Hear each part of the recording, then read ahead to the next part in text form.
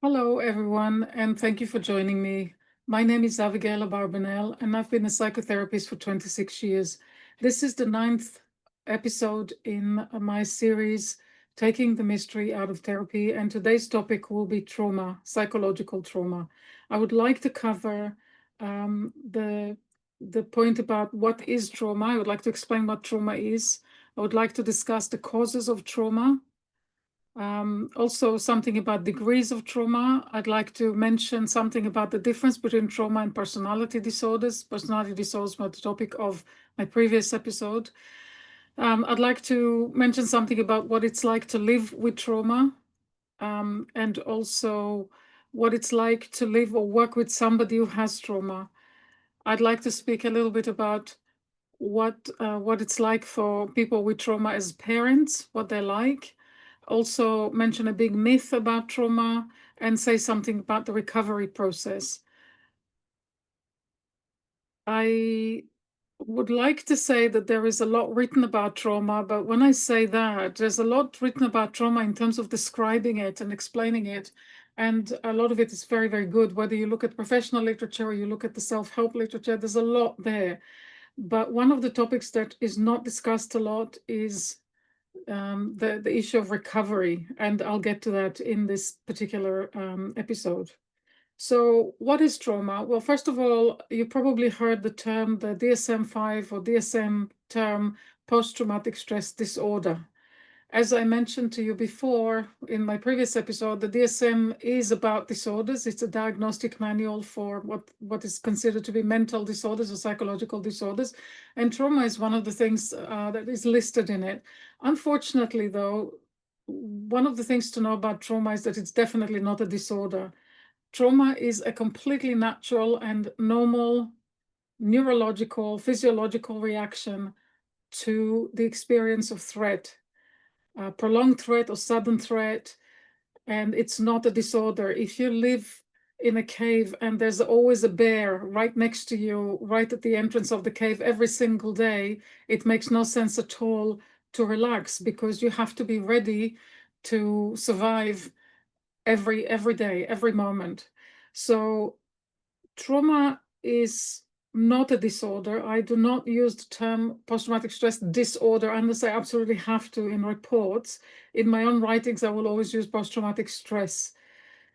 Trauma that's inflicted by people is usually worse than trauma that people get from natural disasters or natural life events.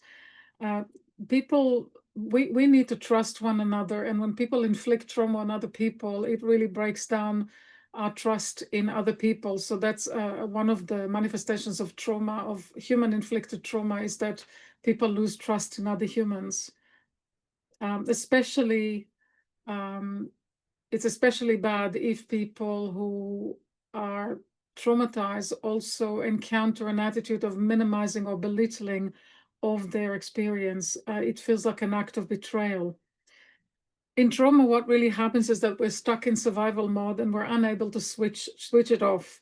The amygdala, which is the brain's fire alarm, is basically oversensitive. It's called hypervigilant, and it reacts to everything. It's ready to go. It's ready to save you from danger because it believes the danger is there all the time. It's oversensitive, and it's actually been observed in brain scans as well. Trauma, especially from early in life, but in fact at any stage in life, interferes with healthy development because nature prioritizes physical survival over development.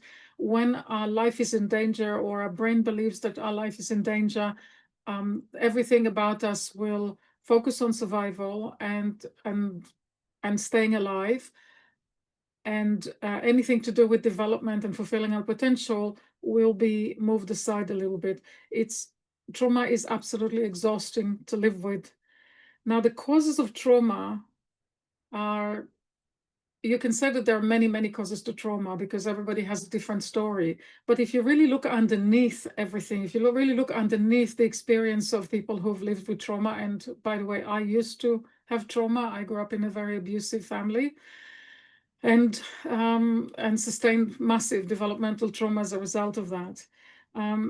But if you really look underneath the individual stories and the circumstances that people describe, what really happens in trauma is the inability to relax for any length of time in childhood. That doesn't it means that there doesn't need to be direct abuse or harm done to the child, or the child doesn't even need to witness harm in others, which is another way that we can acquire trauma, is by witnessing it, by witnessing other people coming to harm. It's enough to feel that you are always on your toes, that you can't relax, even if nobody lays a finger on you, nobody ever raises their voice at you. It means, for example, that people with avoidant attachment, these are people who were not enabled to bond securely, lovingly, warmly with any adult around them, are actually going to develop symptoms of trauma, because when they're children, they can't relax. When you're not bonded securely with a significant adult, you don't feel safe. So people with avoidant attachment also can demonstrate symptoms of trauma. So obviously, people who were abused by their caregivers or by really anybody with more power than they have as children are likely to develop trauma. But I did mention the avoidant attachment because things are more difficult for people with avoidant attachment when they come to therapy. They don't believe that they have a reason to be traumatized, and yet they are, because they couldn't relax as children, because they didn't have what they needed. They didn't have the secure bond. Generally speaking, it's not actually only what happens to people that would cause trauma. It's often how those experiences are handled. So if somebody's trying to tell about something that happened to them or how they're feeling, and what they encounter is minimization or belittling or trivializing of their experience, this is when the trauma will actually set in. The event themselves may be unsettling, but they don't have to develop into a full-on trauma if people handle the person who's been harmed in a sensitive way. So that means that we know, for example, that even if somebody grows up in a really bad family, but there's one significant adult in their childhood, it could be could be the other parent, it could be a grandparent, an aunt or uncle, or a teacher or a neighbor, somebody that the child can bond with, who's always validating and always supportive of the child, then chances are that despite the horrible circumstance the child might be living in, they won't in fact develop trauma, or at least not a very severe trauma. One of the things about trauma is that people don't realize there are actually degrees to it. So from the DSM, you get a sense that you either have it or you don't have it. So it's black or white, you have it or you don't. So there is such a thing as no trauma at all. If people were raised and lived a life where they were never really threatened in any way, and they were enabled to bond, and people were supportive of them and positive and loving, then zero, there's no trauma. So I use a kind of an imaginary scale between 0 and 100. It's in my head. So when I meet a person who has trauma, I'm interested in the degree of it as well, because that will be quite important for their recovery. So there are different degrees. I use a 0 to 100 scale, like I said, which is a bit silly. I think of 100 as an absolute disaster. A person can't function if they have 100. The numbers don't mean anything. They're just numbers I use to indicate severity. And the lower you are, the more functional people will be, and life will be a little bit easier for them, even with the trauma. The higher they are on the scale, life will become much, much more difficult for them. There is a big difference, I mentioned it last time, between personality disorders and trauma. Although people with trauma can sometimes demonstrate traits that can look like personality disorder, there are significant differences. For example, somebody with trauma might have a need to control their environment because they're very, very nervous, and they're very insecure. They might have, because of that, they might have little tolerance for discomfort, or for people not doing things the way that they think should be done. Things are too important, things that are fairly trivial for other people, for somebody with trauma, can be quite significant and quite threatening. So they can be a little bit controlling sometimes. They can be very fragile, and they can be emotionally reactive. All of these traits exist also in people with personality disorder. But people without personality disorder who have trauma will demonstrate empathy and neuroplasticity. Neuroplasticity is the ability of the brain to change its connectivity, to connect neurons and create neural pathways. It's the ability to do that that enables us to change in therapy. Without neuroplasticity, therapy is useless. And all learning, in fact, is useless if we can't change the structure of the architecture of our brain. Neuroplasticity is expressed through healthy curiosity about the self. People are genuinely curious about why they are the way they are, but they also have a motivation to do the work that's required to recover. And no matter how fragile people with trauma might be when they start therapy, they never have any intention and they never desire to be dependent on the therapist. They really want to stand on their own 2 feet, and they love learning the framework that we use so that they could get on with recovery and start to do what's necessary. People with PD typically do not demonstrate any of that. They would like to be dependent on the therapist. The therapist is really a supplier, and they tend to not show any real aptitude for change. They can't change. And I know people don't like to hear that, but it's just a neurological reality. It's not a value judgment. So what's it like to live with trauma? Living with trauma is pretty awful, and I can vouch for it because I had it, and I've acquired it from early childhood, so I didn't know anything else. Trauma was the defining way of living, and it kind of hijacked my identity until I really recovered. It tends to be cyclical in a sense that people live through cycles where they're coping and cycles where they're coping a bit less well. So they go through ups and downs. They can have times when it's okay and they manage to do what they do, albeit with a bit of effort. And there are times when they feel really low and really down. This is one of the reasons, by the way, that sometimes people with trauma are given the wrong diagnosis of bipolar disorder. It's because of that cyclical thing, which also manifests in what looks like mood swings, but it's not necessarily the case that people who are diagnosed with bipolar disorder actually have bipolar disorder. They may well have trauma. What's typical of trauma is there's always a core of fear. Somebody who has any degree of trauma between the 0 and 100 will live with a core, like a sense of constant fear rumbling under the surface. It's living as if the bear is permanently in your head. The threat is always there. It's really, really difficult to fulfill even simple tasks. Everyday tasks can feel like you're climbing a mountain. Every day is another day to survive. Despite the person's natural abilities or education, life can really feel like that.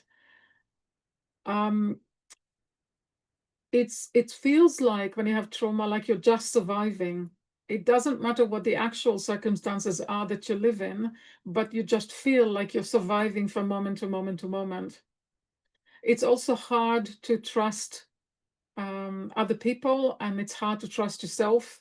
And people who have trauma tend to usually lack in confidence. And one of the reasons for that is because if they acquire childhood trauma from childhood, developmental trauma, people who've been abused, or even people with avoidant attachment, would have been given what we call distorted mirroring. So they were never given a real image of themselves, of what they were really like as children. Children develop a sense of self in response to their environment, in response to how they are reflected back by the significant adults in their life.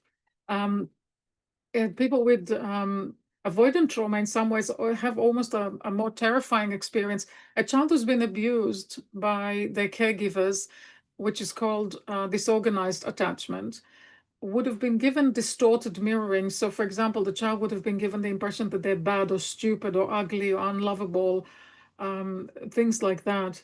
The person with avoidant attachment, when they look in the mirror, there is nobody there. So this is, I think, from my experience of working with avoidant attachment, with people with avoidant attachment, is that can be even more terrifying. So there is a lack of confidence in all groups that have trauma. But for people with avoidant attachment, there's also a profound emptiness. There is a lack of direction, a lack of sense of self, which is a massively formidable task to build in therapy. And everyone who has that deserves a huge recognition for doing that. It's really tough work, and I have a lot of empathy for people who come to therapy with that. Of course, because trauma is a physiological experience of responding to threat all the time, it takes its toll on the body. We know that there are physical symptoms that are associated with trauma because the body is constantly in a state of hypervigilance. There can be a permanent feeling of foreboding that something bad is going to happen that and doesn't depend on any objective circumstances. You just have this bad feeling. And that's usually because it was wired from childhood that bad things did happen. If the child had little periods of time where things were relatively calm, they knew something bad was gonna happen. Trauma is not acquired by one particular event, but by recurring patterns. This is how trauma gets cemented. This is how it gets wired in and reinforced in the brain, is because there are recurring patterns. So somebody who's used to a parent coming home from the pub drunk and throwing things around and screaming and abusing people verbally or physically, uh, they can go through a few hours of the day where there's peace and quiet because the father is away or the mother. I don't want to say that only men do that because it's not true. But the child might have a few hours of calm, but then they know that at some point the pattern will repeat, the person will come back from the pub, and all hell will break loose. So they're wired to expect trouble. This is why I don't like people with trauma. I don't like when professionals tell people with trauma that they catastrophize. What do you expect them to do? Catastrophe was their past. That's what's wired in. They don't catastrophize because they choose to. It's wired into their brain to expect trouble. People with trauma tend to have poor resilience.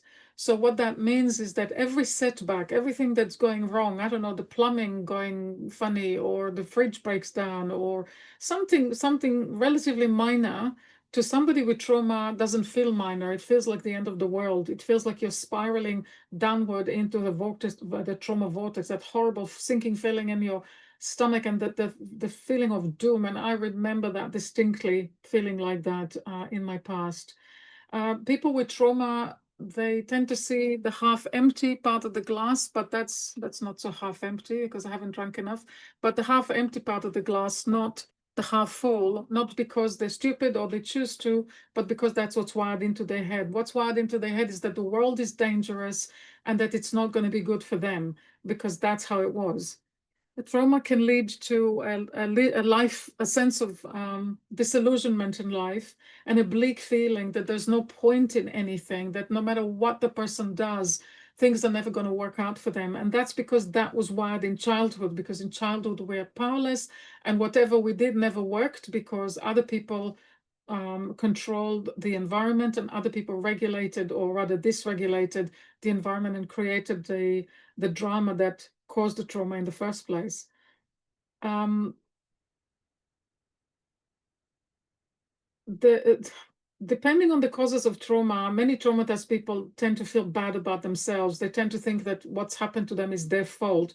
I think this little point actually warrants an entire episode, and I might actually do that someday. But that's a fact, that's how people feel. They feel that they're bad because they can't cope, because life is difficult, because they've got physical symptoms and psychological symptoms. They feel that they're failing at life. And some people with trauma, and I was one of them, they can develop an external persona, like they're masking, or a persona of confidence. They may be well groomed, well behaved, and well presented, and pretend to have confidence, but inside they feel like fraud, and they can have a very fragile sense of self. It's incredibly exhausting to live like this. A lot of people with trauma have difficulty seeing a purpose or a path in life. And that's because when you're caught up in survival, growth and development to potential, although you want it and you yearn for it, seems like an impossible task, seems like a frivolous pursuit because you're living in a state of danger and you think you need to survive. Some of the physical symptoms that are often non-life threatening that are associated with psychological trauma are conditions like ME, fibromyalgia, chronic fatigue, or even allergies. It's obviously important to get yourself checked if you're worried about something. Um, but we know for a fact that developmental trauma is associated with quite a significant impact on health. And you can look at the 1998 Adverse Childhood Experience paper. There's a lot written on it. It's called ACE, Adverse Childhood Experience. The original paper came out in 1998 by two doctors, or in fact, a team of doctors, not just two, but two of them are particularly known. And they explained that the health specs of people who suffered from trauma and abuse, and just general psychological trauma in childhood, are not going to be very good. It compromises longevity, quality of life, and comes with a great deal of with a lot of symptoms.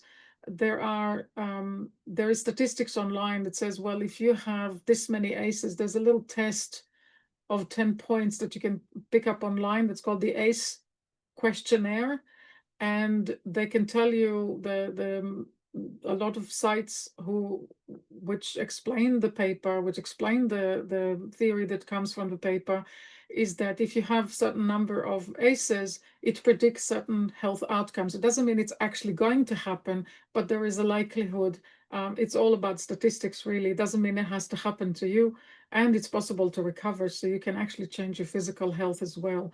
One of the problems for people with trauma is they'll go to the GP with a bunch of symptoms, and unfortunately, every symptom they have will be treated in isolation, as is the habit of the medical profession. For some reason, doctors are still ignoring the underlying trauma that people can have, and that is really devastating and invalidating for patients. I think a lot of patients lose faith in the medical profession because of that. There is a really good TED talk, TED talk by Dr. Nadine Burke, Burke. She is one of the doctors featured in a film, a documentary called Resilience, which is about the ACE study.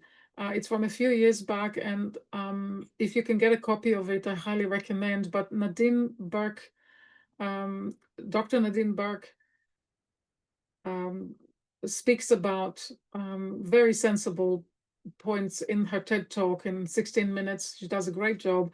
She also has a book out about trauma that is very good. What's it like to live and work with somebody with trauma? Not easy. People can be triggered easily. They may be too rigid or too chaotic. They might project the original abuser or the original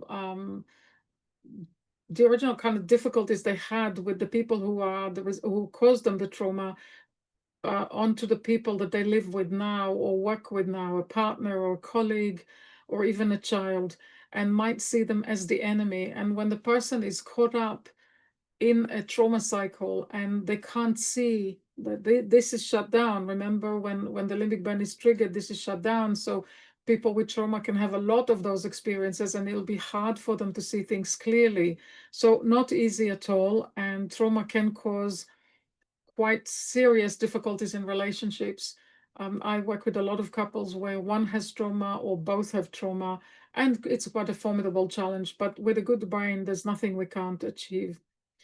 People with trauma as parents will pass on their trauma to the children, even if they don't mean to. Unresolved trauma in parents inevitably affect children, even if the children are well treated and looked after. In other words, even if the parent does nothing to actually directly harm them. Children's brains resonate with the brains of significant others through the mirror neuron system. It means that whatever it is that the parent is feeling inside that isn't integrated or resolved, as we say, the child is going to feel it. It doesn't matter what the parent tries to put on their faces. The child is going to feel what they really feel. So if the parent has trauma and they grow up and they live with this chronic fear, chronic anxiety and insecurity, and they don't like themselves and they're very self-critical, all of this is going to go into the child's brain. And if the pattern is repeated, so in other words, the parent feels like this a lot, then this will actually become hardwired into the child brain. So basically, it's possible for a child to acquire trauma simply from growing up with parents who have trauma, even if the parents never directly harmed them in any shape or form, never drank, never did anything that could compromise the child. It can still be passed on. And unfortunately, that is a reality. Parents who are not aware of the way that trauma impacts on their behavior with their children are much more likely to pass on their trauma. One of the bits of evidence from research that Dan Siegel actually talks about is that people who are able to create a coherent narrative about their life, that means they are able to link up what happened to them in their past with the way they are now, which is really part of the process of growth. They are more likely to be able to create secure attachment with their children. So it's not the fact that the parent has the trauma that is necessarily the disaster. It's the question. The question is the parent unconscious of their trauma, and are they committed to doing something about it? That's the important thing in terms of how it impacts on their children. When there's another thing about there's another bit of information about parents who have trauma, and the way that they parent their children and the impact they have on their children. When trauma is not integrated enough, there's always a risk that traumatized parents would expose their children to the very same adults who harmed them in the first place when they were children or young. Putting family loyalty or the older generation's feelings, whether it's the parents or the grandparents' feelings, ahead of the welfare of children is going to harm children. If you know that certain people hurt you and harmed you, and then were not safe to be around, and you're not comfortable around them, why would you want to expose your children to them? So I do not put family or blood loyalty ahead of development. If the family is good and safe, that's wonderful. But for those people where the family isn't, you're absolutely right to keep your children away from an abusive parent. There are also quite severe situations where a mother or father was abused sexually by a parent, and then their children go on to be abused because they're not protected enough, because the child's still exposed to the older generation. Could be an uncle, could be a woman abuser as well. Sexual abuse is not committed only by men. One of the biggest myths about trauma is the fact that you can't recover. So the word on the street, the way people talk about it, is you can never recover from trauma. Um, I dare anybody who says that to show me the paper. Where is it published? Where is the study, the definitive study that proves that we can't recover from trauma? The answer is there isn't one. There are studies that say that certain approaches work or don't work, and approaches to therapy. But that does not mean that people can't recover just because some approaches don't work. So if anybody says to you, you can't recover from trauma, tell them to show you the paper, because that's, to be honest with you, that's absolute nonsense.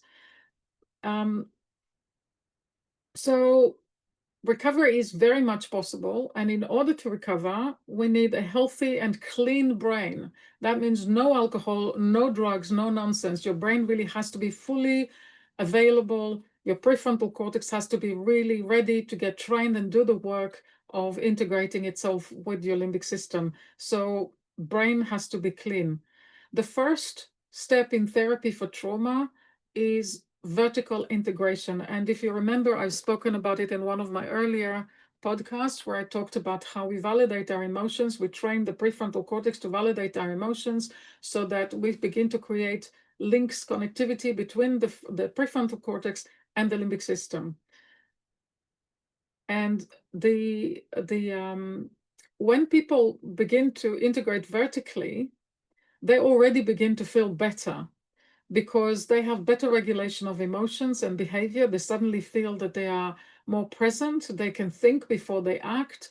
They're regulated better. They don't fly off the handle that easily. They don't lose consciousness, awareness too quickly like they used to before.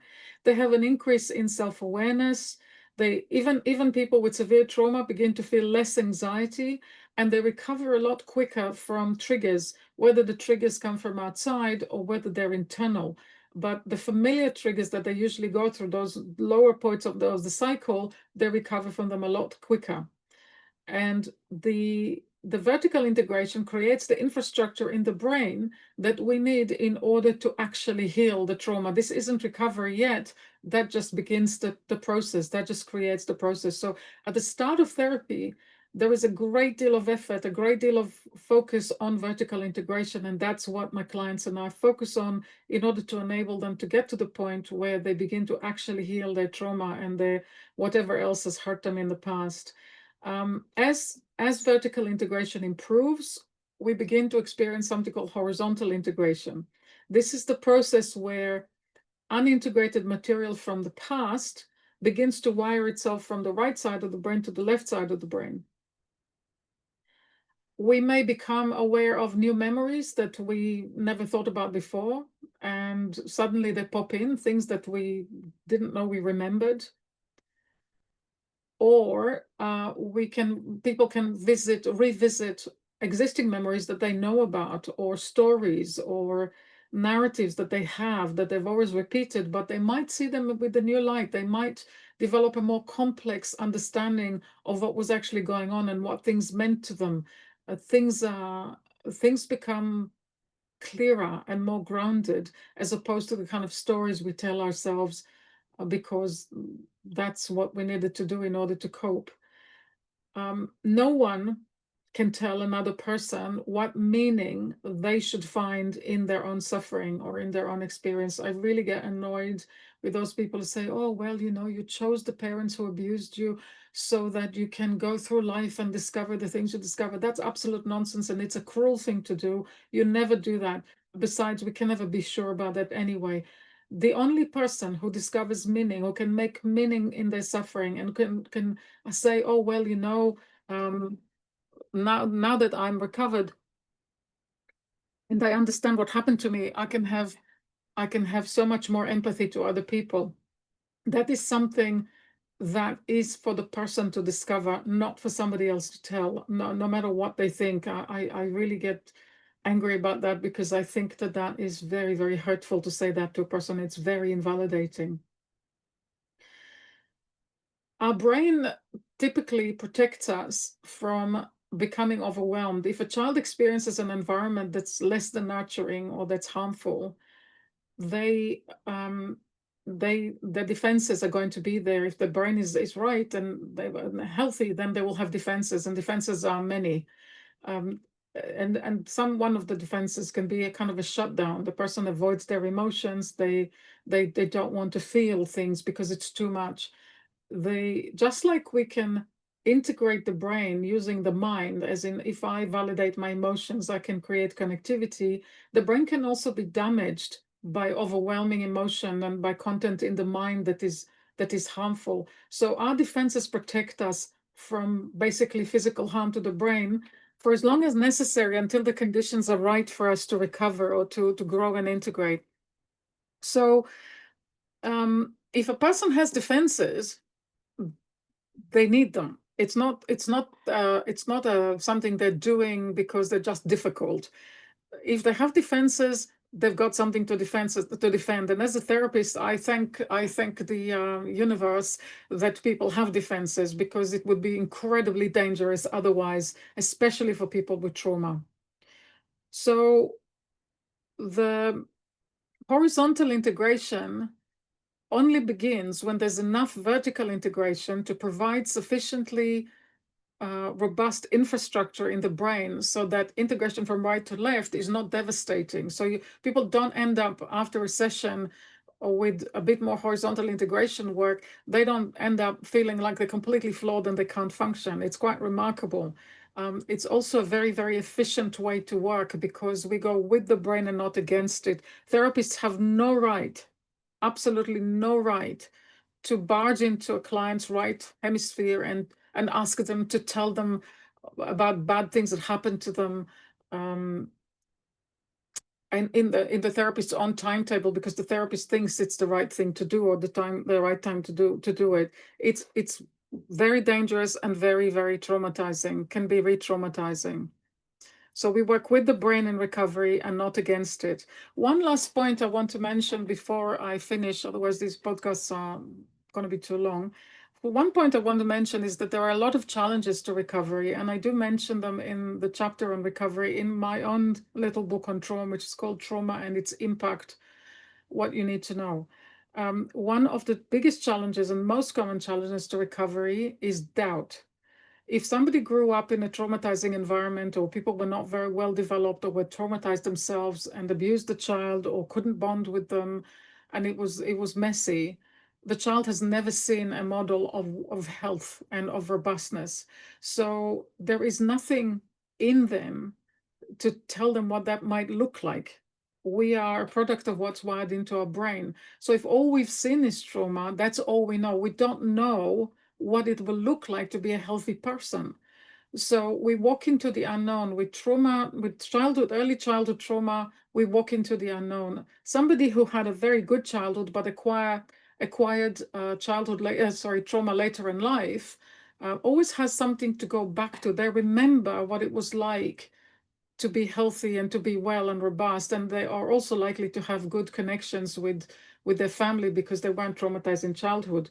But somebody who was traumatized from the start of life has to go on faith. They have to believe me, basically, that or kind of trust in the journey, trust in the process. And that's a very, very difficult thing to ask people to do, which is why I never ask people to do it. We just concentrate on vertical integration and trust that the horizontal integration will come in its own time. In horizontal integration, I support my clients through the process, and I've got the skills to help with that. And there's a lot of things that can go into sessions at those times. And it's actually uplifting, despite the pain and the discomfort that the client might go through in horizontal integration. They also feel robust because they've got this already. They know that they're not just their limbic brain. They know they're not just their trauma, that there is more to them by the time they get to the horizontal integration. So my last word for today, for this podcast, is to let you know that if you have trauma, it's not your fault. Nobody chooses to have it. It is possible to recover, but you need to understand the framework. And if you are going to a therapist, please speak to them about the framework. Do not just accept a vague or nebulous or kind of woolly understanding of therapy. Let's just talk and see what happens. The therapist has to have a robust framework that they understand about how therapy progresses and how recovery takes place.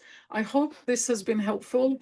I can always do more podcasts about particular topics that people want. Please write to me to my email address for these podcasts, which is podcast@fullyhuman.co.uk, podcast@fullyhuman.co.uk. Thank you for your attention, and I'll see you next time.